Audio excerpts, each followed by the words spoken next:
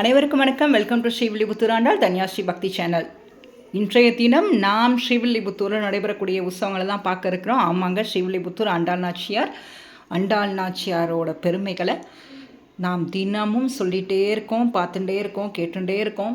தாயாரோட பெருமைகள் கருணைகள் இவ்வளவுதான்னா கிடையாது. தாயார் வரங்களை வாரி வாரி வழங்கக்கூடிய வள்ளல் தெய்வம் தாயார் தான். அதாவது எல்லா ஊர்லேயும் தெய்வங்களை பக்தர்கள் கொண்டாடுவாங்க. ஆனால் பக்தர்களை கொண்டாடக்கூடிய தெய்வம் இருக்கக்கூடிய ஊர் எதுன்னா ஸ்ரீவில்லிபுத்தூர் தான். சாதாரணமாக இருந்த ஸ்ரீவில்லிபுத்தூர் ஆனது ஆண்டாள் நாச்சியார் அவதாரம் நிகழ்ந்த பிறகுதான் வில்லிபுத்தூர் ஸ்ரீவில்லிபுத்தூராக அழைக்கப்படுகிறது. ஸ்ரீவில்லிபுத்தூரில் வருஷாபிஷேகம் வெகு சிறப்பாக நடைபெற்று கொண்டு இருக்கிறது. அதைத்தான் நாம் பார்த்துட்டு இருக்கோம். மகாசாந்தி எனப்படக்கூடிய ஹோமம். இது எதற்காக தை மாதம் இந்த வருஷாபிஷேகம் கொண்டாடப்படுகிறது அப்படின்னு பார்த்தோம்னா நம்ம எல்லாருக்கும் தெரிஞ்சது தான். தாயாருக்கு ஆண்டாள் நாச்சியாரோட கோவில் கும்பாபிஷேகம் தை மாதம் தான் நடைபெற்றது. அதே போல் தை மாதம் வருடம் தை மாதம் கும்பாபிஷேகம் நடைபெற்ற அதே நட்சத்திரத்தில் வருஷாபிஷேகம் வெகு சிறப்பாக 3 நாட்கள் நடைபெறும். முதல் நாட்கள் மகாசாந்தி ஹோமம், 2வது நாள் சகசிரகலச திருமஞ்சனம், 3வது நாள் லட்சார்ச்சனை. நேற்றைய தினம் வெகு சிறப்பாக இந்த மகாசாந்தி ஹோமம் நடைபெற்றது. இதில் என்ன அப்படி எதற்காக இந்த வருடம் இதை மாதிரி கொண்டாடணும் அப்படின்னா, தாயாருக்கு சம்பிரோச்சனை ஆச்சு இல்லையா? அப்போ தாயார் வருடம் அதே தேதியில் நம்ம அதே மாதிரி நட்சத்திரத்தை அன்று கொண்டாடுவதன் மூலமாக கும்பாபிஷேகத்தன்னைக்கு நாங்கள் போய் பார்க்க முடியலங்க, தாயாரை சேவிக்க முடியல, ரொம்ப கூட்டமாக இருந்தது. இந்த கும்பாபிஷேகத்துக்கு எங்களால் முடியலை அப்படிங்கிறவங்கெல்லாம் கற்பூர தீபமாகிறது நல்லா சேவிச்சுப்போம். இந்த வருஷாபிஷேகத்தில் கலந்து கொள்வதன் மூலமாக நமக்கு கும்பாபிஷேகம் தன்று நமக்கு கிடைக்க வேண்டிய அத்தனை பலன்களும் இந்த வருஷாபிஷேகத்தின் அப்பொழுது நீங்கள் கலந்து கொண்டீங்கன்னா உங்களுக்கு கிடைக்கும்.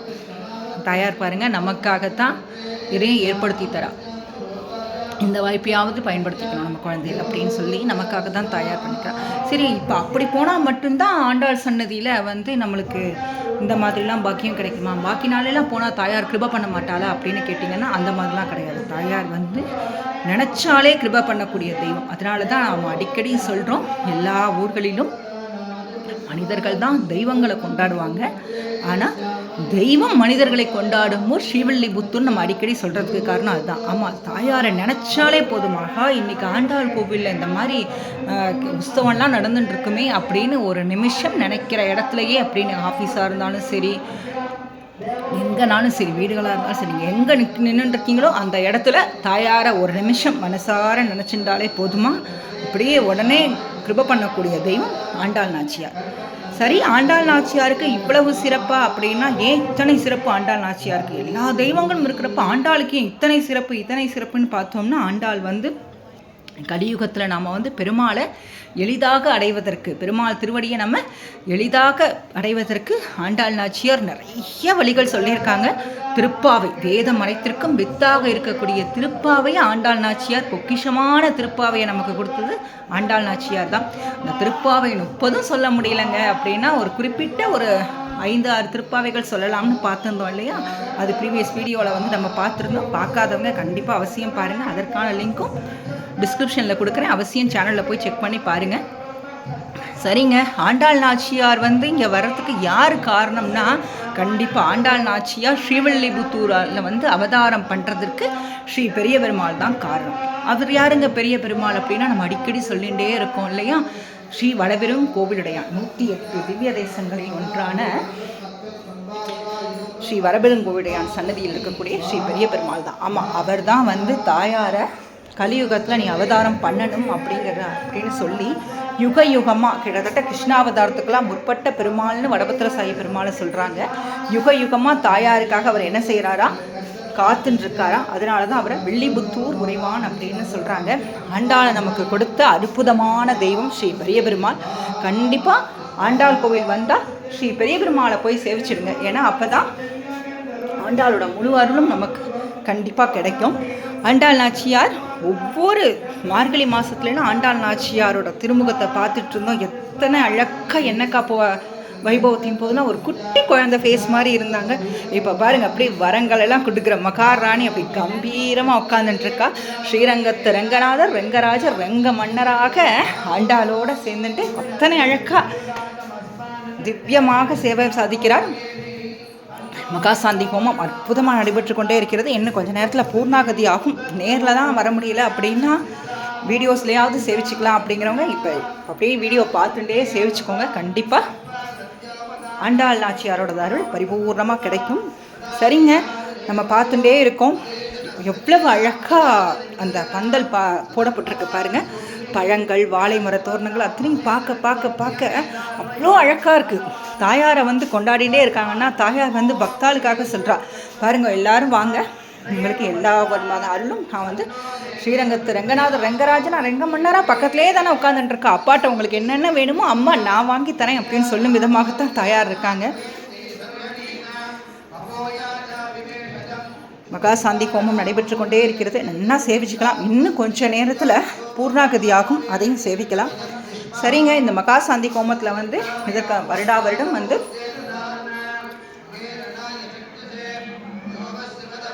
கும்பாபிஷேகம் ஆன அதே நட்சத்திரத்தில் பண்ணக்கூடிய வைபவம் தான் இந்த மகாசாந்தி வைபவம்னு பார்த்தோம். கும்பாபிஷேகத்தில் வந்து என்னென்ன செய்வாங்களோ அதே மாதிரி தான் அதோட என்ன சிலோட இந்த மகாசாந்தி ஹோமத்திலும் நடைபெறும். அதெல்லாம் பார்த்துட்டே இருக்கும். நல்லா இருக்கிற இடத்துலையே செவிச்சுக்கலாம். எத்தனை அப்பப்பா அவ்வளவு அழகாக இருக்குது. ராணியாக இருக்குது அமைக்கப்பட்ட பந்தல், தோரணங்கள், பூப்பந்தல் தோரணங்கள் இவ்வளோ அழகாக இருக்குது. பழங்கள் எல்லாம் ஆமாம், அவள் என்ன சொன்னா, இருக்கிறது எல்லாமே பெருமாளுக்குத்தான்னு சொன்னான். அதனால தான் தாயாருக்கு வந்து பெருமாள் வந்து ரங்கநாதர் ஸ்ரீரங்கத்து ரங்கநாதர்லாம் அப்படிலாம் உடனே கிருபை பண்ணிடுவார்னா நிறைய சோதனைகளுக்கு அப்புறம் தான் கிருபை பண்ணுவாராம். பெருமாள் வந்து எப்பயுமே நிறைய சோதிச்சு பார்ப்பாராம் மனுஷால. இவங்கெல்லாம் கரெக்டாக தான் நம்ம மேலே பக்தி வச்சுருக்காங்க. தாயாருக்கு அதெல்லாம் கிடையாது. என்ன கூட கிருபை பண்ணிடுவாராம், நினச்சாலே கிருபை பண்ணிடுவா தாயார். இப்போ தாயார் மூலமாக தான் எப்பயுமே நம்ம என்ன செய்யணுமா, பெருமாளை வந்து பெருமாள் திருவடியை பிடிச்சிக்கணுமா.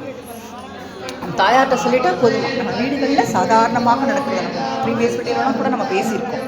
நம்மளுக்கு ஏதாவது ஒன்று வேணும்னா அப்பாட்ட போனோம்னா அப்பா என்ன சொல்லுவார், உனக்கு இது வேணுமா வேண்டாமாலாம் கேட்டு அதுக்கப்புறம் தான் அப்பா வந்து என்ன செய்வாங்கன்னா அது நம்மளுக்கு வாங்கி தருவாங்க. ஆனால் அம்மா அப்படி கிடையாது. சரி, குழந்தை கேட்குது, சின்ன பிள்ளை தானே கேட்குறது, நம்ம வாங்கி தான் கொடுத்துருவோமே, அது மனசு கஷ்டப்படுமே. அதுக்கப்புறமா அதை வாங்கி கொடுத்து அதில் இருக்கிற நல்லது கெட்டதெல்லாம் வந்து அம்மா எடுத்து சொல்லி புரிய வைப்பாங்க. தாயார் அதே போல தான். தாயார் வந்து லோகமாதா இல்லையா, நம்ம எல்லோருக்கும் ஆன தாயார் ஆண்டாள் நாச்சியார் இல்லையா. அவள் வந்து நம்மளுக்கு எல்லாம் வேணுங்கிற வருத்தம்னா அப்பாட்ட என்ன செய்யலாம், அப்பாட்ட நீங்கள் கொடுத்தே ஆகணும் அப்படின்னு சொல்லி நமக்காகத்தான் பெருமாள்கிட்ட பேசிகிட்டே இருக்கா. எல்லாரும் நினைக்கிறாங்க தாயாரும் பெருமாளும் என்ன பேசிகிட்டே இருப்பாங்க. ஆமாம், தாயார் பெருமாளும் இடைவிடாது பேசி கொண்டிருக்கிறார்கள். என்ன பேசுகிறான்னா தாயார் நம்மளோட பிரார்த்தனைகளை எல்லாம் பெருமாள்கிட்ட சொல்லி நம்மளுக்கு வேணுங்கிற வரத்தெல்லாம் வாங்கி கொடுக்கறதுக்காக தாயார் பெருமாள்கிட்ட பேசிகிட்டே இருக்காங்க. ஸ்ரீவில்லிபுத்தூர்லாம் வர முடியலையேன்னு யாருமே வருத்தப்படாதீங்க. அவசியம் நேரம் கிடைச்சா, வாய்ப்பு கிடைச்சா அவசியம் ஸ்ரீவில்லிபுத்தூர் வந்து செய்வீங்க. அப்படி இல்லாட்டி அதற்கும் தாயார் நமக்கு ஒரு உபாயம் சொல்லியிருக்காரு. இருக்கும் இடமே கோகுலம், இங்குதான் கண்ணன் கிருபை பண்ணணும்னு சொன்னாரு. அதே மாதிரி இருக்கிற இடத்துல நான் இருக்கிற இடம் தான் ஸ்ரீவில்லிபுத்தூர். இங்கே தான் வந்து எனக்கு தாயார் கிருபை பண்ணணும்னு நினச்சிக்கோங்க. தாயார் கண்டிப்பாக கிருபை பண்ணுவார். தாயார் பேசும் தெய்வம். ஏன் தாயார் பேசும் தெய்வம் பேசும் தெய்வம்னு திரும்ப திரும்ப சொல்லிகிட்டே இருக்கீங்களே. தாயார் பேசுவாளான்னா கண்டிப்பாக உணர்வு பூர்வமாக உணர்ந்தவர்களுக்கு தெரியும். அதை அனுபவபூர்வமாக உணர்ந்தவர்களுக்கு தாயார் பேசும் தெய்வம். சரி, தாயார் பேசியிருக்காங்க. பெரிய பெரிய ஆச்சாரியர்களுக்காகலாம் தாயார் வந்து திருவிளையாடல் பண்ணியிருக்கான்னு சொல்கிறாளே. தாயார் வந்து தன்னோட சன்னதியை விட்டு முன்னாடி வந்துலாம் காட்சி தந்திருக்கான்னு சொல்கிறாளே. ஆச்சாரிய புருஷர்களுக்காகலாம் சாதாரண மனிதர்களுக்கு தாயார் கிருபை பண்ணியிருக்காங்கன்னா கிருபை பண்ணியிருக்கா. அதுவும் நம்ம போன வீடியோலாம் பார்த்தோம் இல்லையா. தாயார் இதற்காக ஒரு பக்தை போலவே இத்தனை அலங்காரம் செய்து கொள்கிறார். எதற்காக, அந்த பக்தை யாருன்னு ஒவ்வொரு திருவிழாமே கேட்கணும். எதுக்காக தாயார் இந்த மாதிரி அந்த பொண்ணு மாதிரியே அலங்காரம் பண்ணிக்கிறான்னு கேட்டா அப்படின்னா அந்த பொண்ணோட அருமை பெருமைகளை அந்த சமயம் எல்லாரும் தெரிஞ்சுக்கணுங்கிறதுக்காகத்தான் தாயார் இந்த மாதிரி பண்ணியிருக்கா அப்படின்னு நம்ம பார்த்தோம். அவசியம் அந்த வீடியோ பார்க்காதவங்களும் கீழே டிஸ்கிரிப்ஷனில் லிங்க் கொடுக்குறேன், அவசியம் போய் பாருங்கள். இப்போ சிம்பிளாக சொல்லி முடிச்சிடுறேங்க. ஆமாங்க, ஸ்ரீவில்லிபுத்தூரில் ஒரு பெண் தாயார் மிகவும் பக்தியோடு இருக்கா. அவளுக்கு தாயாருக்கு ஒரு ஆபரணம் சமர்ப்பிக்கணும்னு மனசுக்குள்ள ஒரு எண்ணம். ஆனால் அதை எப்படி போய் தாயார்கிட்ட சமர்ப்பிக்கிறது அப்படிங்கிறது ஒரு குழப்பத்திலேயே அந்த பொண்ணு இருக்காங்க. அந்த பொண்ணு கனவுல போய் தாயார் சொல்கிறா, நான் வாங்கிக்கிறேன் அப்படின்னு சொல்கிறா. தாயார்ட்டானா அந்த பொண்ணு கனவுல சொன்னிருக்கா, இந்த மாதிரி நான் தாயாருக்கு கொடுக்கணும் அப்படின்னா யாரும் நம்ப மாட்டாங்க. ஸோ இது எப்படி நம்ம செய்யறதுன்னு அந்த பொண்ணு யோசிச்சுட்டே இருக்காங்க. அந்த சமயத்தில் கோவில் இருக்கக்கூடிய பட்டாச்சாரிய சுவாமிகள்கிட்டையும் தாயார் போய் சொல்கிறாங்க. அவர் சொல்கிறார், நான் எப்படி அந்த பொண்ணுகிட்ட போய் நீ இந்த மாதிரி அம்பாள் தாயார் உங்ககிட்ட வாங்கிக்க சொல்லியிருக்கா, நீங்கள் கோவிலுக்கு கொடுக்குறீன்னு சொல்லியிருக்கேன், நான் எப்படி போய் கேட்க அப்படிங்கிற உடனே தாயார் சொல்கிறா, இல்லை நீங்கள் போய் மட்டும் கேளு, அவ கொடுப்பா அப்படின்னு சொல்லியிருக்கா. அதே மாதிரியே கோவில் சார்பாக போய் கேட்குறாங்க கோவிலில் இருந்து. உடனே அந்த பொண்ணுக்கு ரொம்ப ஆச்சரியமாக, ஏன்னா அப்போ தான் அவங்க வீடுகளில் சொல்லிட்டு இருக்காங்களா, இந்த மாதிரி கோவிலுக்கு நான் கொடுக்கணும்னு நினச்சிட்டு இருந்தேன், அது எப்படி கொடுக்குறது என்னன்னு தெரியல. அப்போ தாயார் என் கனவுல சொன்னாங்க, இல்லை கோவிலேருந்தே கேட்பாங்கன்னு சொன்னாங்க. அப்போ அவங்க என்ன சொன்னாங்க, அப்போ நீ சொல்கிறது உண்மைன்னா கோவிலேருந்து கேட்கட்டும், அப்போ தாயார் உன் கனவுல வந்தாங்கிறத நம்புகிறோன்னு சொல்லி அங்கே அந்த பொண்ணோட வீட்டில் எல்லாரும் பேசிகிட்டு இருக்காங்க அக்கம் பக்கத்தில். அதே மாதிரியே இவங்க கோவில் சார்பாக போய் கேட்டது எல்லாருக்கும் ஆச்சரியமாக. அதுக்கப்புறமும் தாயார் என்ன சொல்கிறாங்களோ அந்த ஆச்சரியத்தோடு முடியலை. அதுக்கப்புறமும் தாயார் என்ன செய்கிறான்னா, ஒவ்வொரு திருவிழாக்களின் போதும் அந்த பெண் போலவே தன்னை அலங்காரம் செய்து கொண்டு அந்த பெண்ணினது பக்தியை சிறப்பித்து சொல்கிறாளாம் தாயார். எப்பேற்பட்ட தெய்வம் பார்த்தீங்களா, எப்பேற்பட்ட தெய்வம் ஆண்டாள் நாச்சியார். ஆமாங்க, ஒவ்வொரு வருடமும் தாயார் அந்த பக்தை போலவே திருக்கோலம் போட்டுக்கிறப்ப கண்டிப்பாக இப்போ வரைக்கும் எல்லாரும் கேட்குறாங்க, ஆண்டாள் நாச்சியார் பெரிய பெருமாள் மாதிரி திருக்கோலம் போட்டுக்கிறாங்க, சரி கண்ணன் மாதிரி திருக்கோலம் போட்டுக்கிறாங்க, அழகர் மாதிரிலாம் பண்ணிக்கிறாங்க, ஓகே. ஆனால் எதுக்கு இப்படி ஒரு பக்தி போல் அலங்காரம் பண்ணணும், சாதாரண பொண்ணு மாதிரி எதுக்கு அவளுக்கு, அதுவும் ஸ்பெசிஃபிக்காக ஒரு குறிப்பிட்ட நாளில் ஏன் அவள் ஒரு பொண்ணு மாதிரி வரா அப்படின்னா, அப்பொழுது சமயம் அந்த சமயம் எல்லாரும் தன்னோட பக்தையை நினச்சி பார்த்துக்கணும், தன்னோட பக்தர்கள் எல்லாரும் அந்த பக்தையோட பெருமையை நினச்சி பார்த்துக்கணும். அதற்காகத்தான் தாயார் அந்த மாதிரி பண்ணிக்கிறாங்களாம். எப்பேற்பட்ட தெய்வம் பார்த்தீங்கன்னா, ஆண்டாள் பேசும் தெய்வம். பேசும் தெய்வம் சாதாரண மனுஷாளுக்கெல்லாம் கிருபை பண்ணுவான்னு. ஆமாம், அவள் சாதாரண மனுஷாளுக்கு தான் அதிகமாக கிருபை பண்ணுவாள். யார் சாதாரண மனுஷா, யார் விவிஐபி, யார் விவிஐபிலாம் கிடையாது. தாயாரை பொறுத்தவரைக்கும் எல்லாருமே விவிஐபி தான். எல்லாருமே அவளுக்கு ரொம்ப ரொம்ப ரொம்ப ரொம்ப முக்கியமான மனிதர்கள். அவளை பொறுத்த வரைக்கும் பாரபட்சம் அதெல்லாம் எதுவுமே கிடையாது. ஒன்று தான், அம்மானு வாய் நிறைய கூப்பிடணும். அம்மானு கூப்பிட்டுட்டு, அம்மா எனக்கு இதை செஞ்சு கொடுமா, ஒன்றும் இல்லை, குழந்தைங்க எவ்வளோ வடம் முடிச்சாலும் சரி மனதார நம்மக்கிட்ட அம்மானு வாயை திறந்து கேட்டுட்டா உடனே தாயுள்ளம் இறங்கிடும். அதே மாதிரி தான் தாயார் பூர்ணாகதி ஆயின்ட்டுருக்கு. உங்கள் மனசில் என்னென்ன பிரார்த்தனைகள் இருக்கோ அத்தனையும் மனசார பிரார்த்திச்சுட்டு சேவிச்சுக்கோங்க. கண்டிப்பாக உங்களுக்கு பிரார்த்தனைகள் நிறைவேறும். சரிங்க, பூர்ணாகதியை நல்லா மனசார சேவிங்க. பூர்ணாகதி வைபவம் ஆகிட்டுருக்கு, சேவிச்சுக்கோங்க.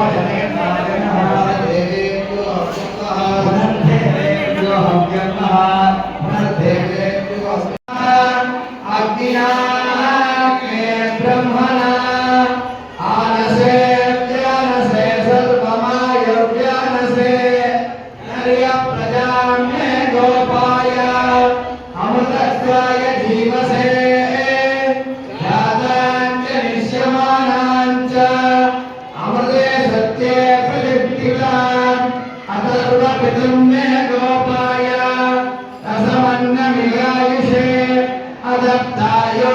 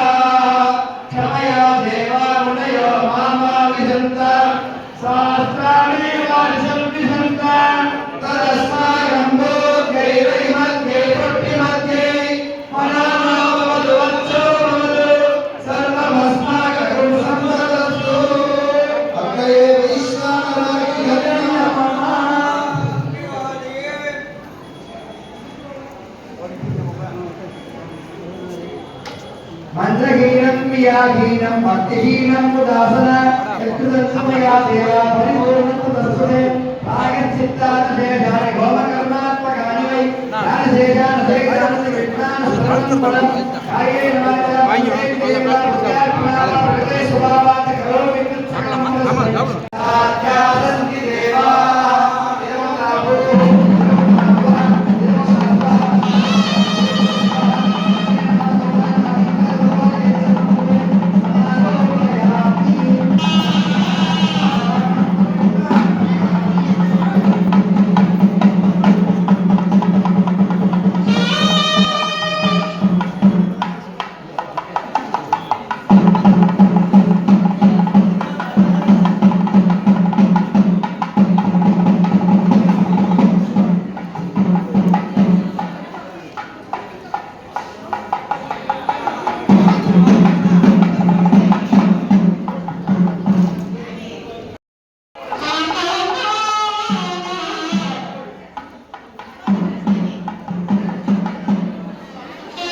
மிகவும் நல்லபடியாக பூர்ணாகதி வைபவம் ஆச்சு. ஹோமம் நல்லபடியாக முடிச்சுது.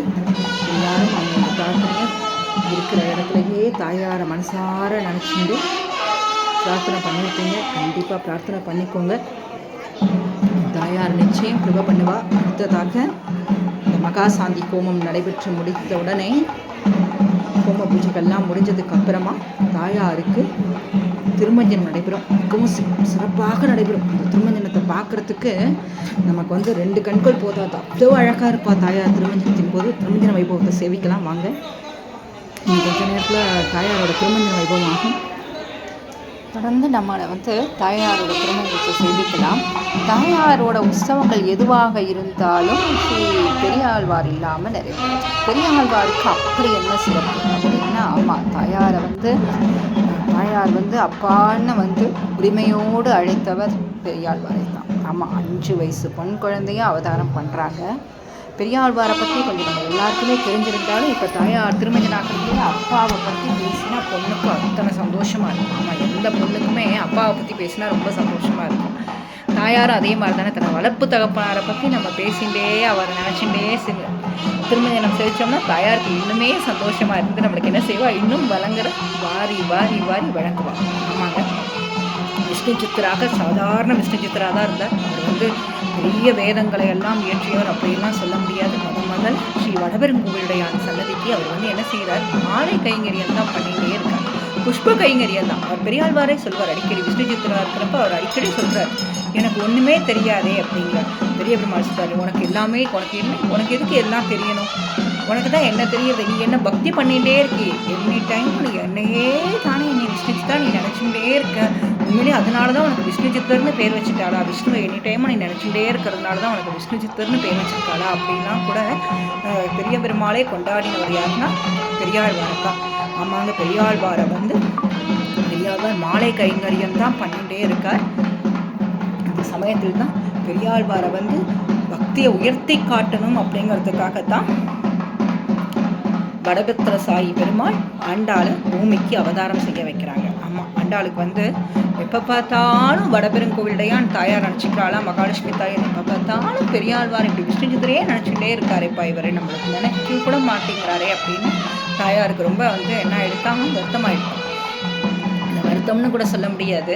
தாயார் வந்து யோசிக்கிறாங்க, என்ன இவ்வளோ பிரியமாக இருக்கார் பெருமாள் வந்து பக்தாள் மேலே பிரியமாக இருப்பா தெரியும், ஆனால் விஷ்ணு சித்தர் மேலே இவ்வளோ பிரியமாக இருக்காரு இந்த வடபத்திர சாயி அப்படின்னு சொல்லி நினச்சிக்கிறாரா தாயார். அப்புறம் தான் தாயார் நினைக்கிறாங்களாம், விஷ்ணுவை தன்னோட சித்தத்தில் மனசில் எல்லாத்துலேயும் பெருமாள் பெருமாள் பெரிய பெருமாள் பெரிய பெருமாள் பெரிய பெருமாள்னு நினைக்கிற இவரோட ஹிருதயம் வந்து முழுக்க முழுக்க யார் நிறைஞ்சிருக்காளா, பெருமாள் நிறைஞ்சிருக்காங்க. அப்போ வைகுண்டத்தில் கூட பெருமாள் இல்லையா, அவரோட ஹிருதயத்தில் தான். ஏன்னா எப்போ பார்த்தாலும் பெருமாள் பெருமாள் பெருமாள்னு சொல்லிகிட்டே இருக்காரு, அவரோட ஹிருதயத்தில் தானே பெருமாள் இருக்கா. இப்போ வைகுண்டத்தில் எனக்கு என்ன வேலை அப்படின்னு சொல்லிட்டு தான் தாயார் என்ன சொல்கிறா, நிறைய குன்றாத வைகுண்ட வான்போகம், வைகுண்டங்கிறது எப்பேற்பட்ட செல்வங்கள் இருந்தது, அதெல்லாம் வேண்டான்னு சொல்லிட்டு என்ன செய்யறானா, வில்லிபுத்தூரில் வந்து அவதாரம் செய்கிறார். ஒரு 5 வயது பொன் குழந்தையா துளசி செடிக்கு கீழே அவதாரம், தாயார் அவதாரம். பார்த்துக்கோங்க, பெருமாள் வந்து யார் யாரெல்லாம் ஹிருதயத்தில் நினைக்கிறாங்களோ அவங்க ஹிருதயத்தில் வந்துடுறாராம் பெருமாள். பெருமாளுக்கு வந்து நீங்கள் நிறைய வாங்கி கொடுக்கணும், அதெல்லாம் அவசியம் கிடையாது. மனசார ஒரு முறை நாராயணா, அவரோட திருநாமங்கள் எத்தனையோ இருக்குது. கோவிந்தா, நாராயணா, வாசுதேவா, நிறைய இருக்குது. அவரோட திருநாமங்களில் ஏதாவது ஒரு திருநாமத்தை சொன்னால் போதுமா பெருமாள் ரொம்ப அக்கம் மகிழ்ந்துடுறாராம் பெருமாள். அக்கா தாயாருக்கு திருமஞ்சன் ஆகிட்டே இருக்கு. பெரியாழ்வாரை நினச்சிட்டே சேவிச்சுக்கலாம். பெரியாழ்வாரும் வந்து பக்தியில் பெரியாழ்வார் மாதிரிலாம் பக்தி பண்ண முடியாது. ஆமாங்க, பெரியாழ்வார் வந்து நம்ம எல்லாரும் வந்து ஒரு கோவிலில் இருக்கோன்னா இவ்வளோ பிரம்மாண்டமாக நடக்கிறது அப்படின்னு ஆகா நல்லா நடக்கிறது அப்படி இருக்கும். ஆனால் பெரியாழ்வாருக்கு வந்து பெருமாள் எல்லாரும் கொண்டாடுறதை பார்த்து பயம் வரதான். பெரியாழ்வார்களோட கண்டிஷ்டி பட்டுருப்போம். பெருமாளுக்கு ஏது கண்டிஷ்டி? அதனால பக்திக்கு அதெல்லாம் தெரியாது இல்லையா? பக்தி பாவத்தில் வச்சு பார்த்தோம்னா பெருமாளை வந்து ஒரு குழந்தையாவே கொண்டாடுறாரு பெரியாழ்வார். அதனால தான் நம்மளுக்கு பல்லாண்டு பல்லாண்டு பாசுரமே நம்மளுக்கு கிடைச்சது. ஆமாம், பெருமாள் வந்து பெரியாழ்வார் மதுரை பாண்டியனது சபையில் போய் ஜெயிச்சுட்டு வரார். ஆமாம், பரம்பொருள் யார் பரதத்துவத்தெல்லாம் நிர்ணயம் பண்ணிட்டு வரார். அப்போ போகும்போதும் பெரியாழ்வார் சொல்கிறாரா, நீர் வாட்டும் என்னை போய் பரதத்துவத்தை நிர்ணயம் பண்ணிட்டு வான்னு சொல்கிற பெருமாளே, எனக்கு என்ன தெரியும், எனக்கு ஒன்றுமே தெரியாது அப்படிங்கிறாராம் பெருமாள். இதே வடபத்திர சாயி அசரலியாக சொல்கிறாராம், விஷ்ணுஜித்தா நீ போ, மற்றதெல்லாம் நான் பார்த்துக்கிறேன் அப்படிங்கிறார். அவருக்கு பெரியாழ்வாருக்கு ஒன்றுமே புரிப்படலை. சரி, இது ஏதோ பெருமாள் சொல்கிறார் அசரலியாக சொல்கிறாருனாலுமே விஷ்ணுஜித்தருக்கு ஒன்றுமே புரிப்படலை. அதெல்லாம் என்னமோ சொப்பனத்தில் நடந்த மாதிரி இருக்குது அப்படின்னு பார்த்தாங்கன்னா நான் காலத்தில் பார்த்தீங்கன்னா பல்லக்கு பாண்டியனோட அரசவைக்கு கூட்டின்னு போகிறாங்க. ஆமாம், அங்கேயும் போய் சொல்லியிருக்காரு. விஷ்ணுஜித்தர்னு ஒருத்தர் வெள்ளிபுரத்துலேருந்து வரார். அவர் வந்து பரதத்துவத்தை நிர்ணயம் பண்ணுவார். அரசரோட அவையில் போய் அரசருக்கு ஏற்பட்ட எல்லா சந்தேகங்களையும் விஷ்ணுஜித்தர் மூலமாக வடபெரும் கோவிலையும் ஸ்ரீ பெரிய பெருமாள் அவரோட சந்தேகங்கள் எல்லாத்தையும் தீர்த்து வைக்கிறார். அதன் பிறகு அவருக்கு பரிசு என்ன செய்யும்? தானாகவே அந்த பொற்களில் வளைந்து வந்து விஷ்ணுஜித்தர் முன்னாடி வளைந்து வந்து நிற்கிறதாம். அந்த விஷ்ணுஜித்தர் அந்த பரிசை எடுத்துட்டு வரதை பார்க்கறதுக்கு வில்லிபுத்தூர் வர வரைக்கும்லாம் பெருமாளால் பொறுத்துக்க முடியும். உடனே அந்த மதுரை மாநகரத்திலேயே வந்து என்ன செய்கிறாராம், கருடன் மேல அமர்ந்து காட்சி தராராம். தாயாரோட 2 தாயாரோட கருடன் மேல அமர்ந்து காட்சி தராராம் பெருமாள். அதை பார்த்ததும் கூடியிருக்கிற ஜனங்கள்லாம் சந்தோஷப்படுறாங்களாம். பெரியாழ்வார் இவ்வளோ அழகாக இருக்கியப்பா பெருமாளே, நீ இவ்வளோ அழகாக இருக்கே, உனக்கு கண்பற்றுமோ அப்படின்னு சொல்லிட்டு பல்லாண்டு பல்லாண்டு சேவிக்கிறான். இப்பேற்பட்ட பக்தி பாருங்கோ.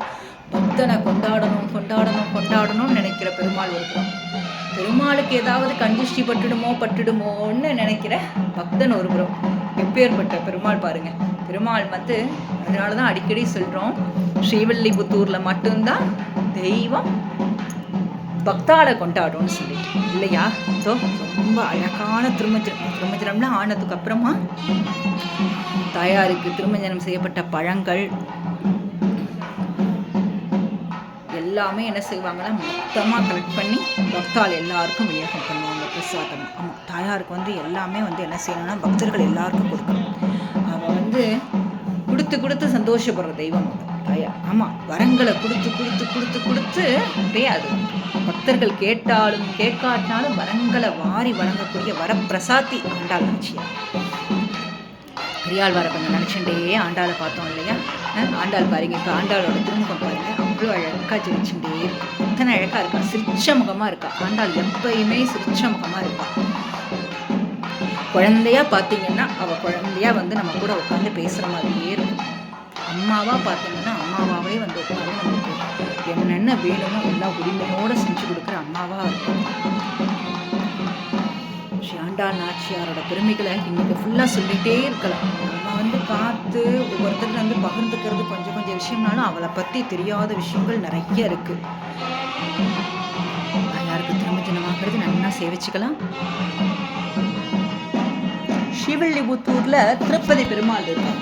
என்னங்க புதுசாக சொல்கிறீங்க, ஸ்ரீவில்லிபுத்தூரில் திருப்பதி பெருமாளா? ஸ்ரீரங்கத்து ரங்கநாதர் தான் ரங்கராஜனா ரங்கமன்னாரா தாயாரோட நித்திய கல்யாண சேவையில் சேவை சாதிக்கிறார். அது எல்லாருக்கும் தெரிஞ்சது. ஆண்டாள் கோயிலில் ரங்கநாதரும் ஆண்டாளும் தான் இருக்காங்க. நித்திய கல்யாண கோலத்தில் சேவை சாதிச்சுட்டு இருக்கா. திருப்பதி பெருமாள் ஸ்ரீவில்லிபுத்தூர்லையா அப்படின்னா ஆமாங்க, அடுத்த வீடியோஸில் கண்டிப்பாக பார்க்கலாம். ஸ்ரீவில்லிபுத்தூர்லேருந்து ஒரு 3 கிலோமீட்டர் தொலைவில் திருவண்ணாமலை என்ற திவ்யமான கஷேத்திரம் அமைந்திருக்கிறது. அங்கே தான் திருப்பதி பெருமாள் சீனிவாச பெருமாள் தென் திருப்பதியாக இருந்து அருள் பார்த்து கொண்டிருக்கிறார். அங்கே எப்படி போகணும், அங்கே பெருமாள் என்னென்ன அதிசயங்கள்லாம் நடத்தியிருக்கார் எல்லாத்தையும் பார்க்கலாம். அடுத்த வீடியோவில் கண்டிப்பாக போஸ்ட் பண்ணுறேன், பார்க்கலாம். நம்ம எல்லாரும் சேர்ந்து பெருமாளை அனுபவித்து சேவிக்கலாம். அடுத்ததாக வெள்ளிக்குட திருமஞ்சனம், பால், சந்தனம், திரவியங்கள், பழங்கள் எல்லாத்தினாலையும் தாயாருக்கு திருமஞ்சனங்களாகும். அடுத்ததாக வெள்ளிக்குட திருமஞ்சனம் பார்த்துட்டு இருக்கோம். நல்லா சேவிச்சுக்கோங்க.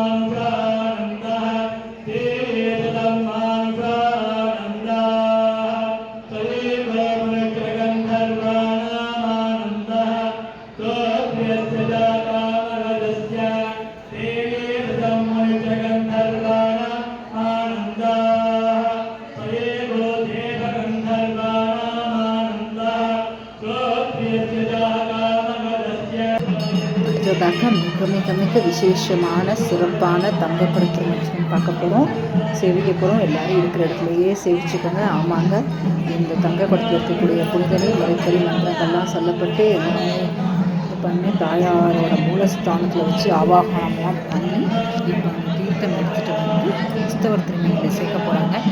திருமஞ்சனம் ரொம்ப விசேஷமான திருமஞ்சனம். எல்லா பிரார்த்தனைகளையுமே தாயார்கிட்ட சொல்லி சேவிச்சுக்கோங்க. நிச்சயம் அனைத்து பிரார்த்தனைகளும் நிறைவேறும். எல்லோருக்கும் பரிபூர்ணமாக ஆண்டாள் ரங்கமன்னாரது அருள் கிடைக்கும். எல்லாரும் இருக்கிற இடத்துலையே சேவிச்சுக்கலாம் தங்கக்குட திருமஞ்சனத்தை.